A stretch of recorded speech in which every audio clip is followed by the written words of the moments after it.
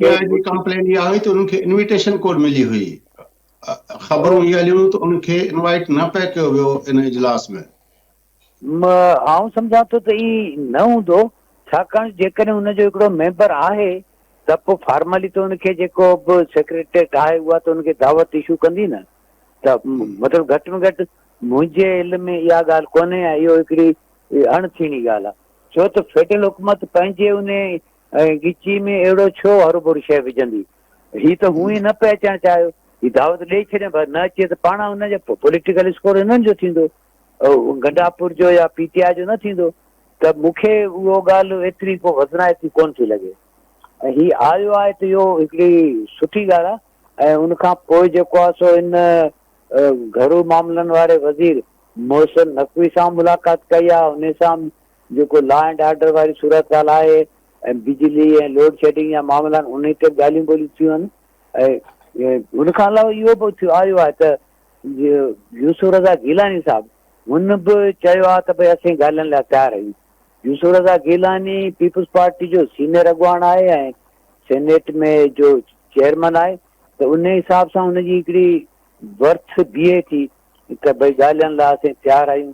हू त ॻाल्हाइण लाइ त अॻु में बि पीपुल्स पार्टी जे चेयरमैन बिलावल भुट्टो ज़रदारी चयो पिए त असीं जेको आहे सो ॻाल्हाईंदासीं, बल्कि असां गॾिजी बि हुकूमत ठाहे सघूं था जॾहिं चूंडूं थियूं तॾहिं इहा ॻाल्हि थी पई।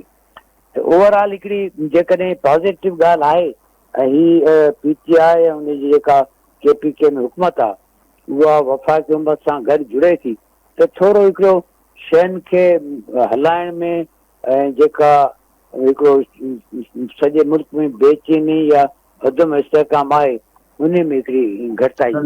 अच्छा साईं साहब, तव्हां कीअं था ॾिसो त हीउ जेको लिवरेज जेका हुई या जेको कनेक्शन जेको आहे ख़ासि तौर पर पीटीआई जी जेका ख़्वाहिश आहे त आर्मी चीफ सां असांखे करणु घुरिजे, उहा हाणे पहिरें अलवी साहब जे थ्रू कनेक्ट करण जी कोशिशि कंदा हुआ, हाणे अली अमीन गंडापुर साहब जे असांखे एजाज़ अहमद साहब ॿुधाइनि पिया त इहा ॻाल्हि केतिरे हद ताईं क़ाबिल अमल लॻे थी या केतिरे हद ताईं इन मामले ते जेका आहे उहा तव्हांखे पेशरफ़ थींदे नज़र अचे पई त इहे मुज़ाकरात के शुरू थी सघनि या इन्हनि मुलाक़ातुनि में ई मुज़ाकरात जी आगाज़ सम्झो वञे?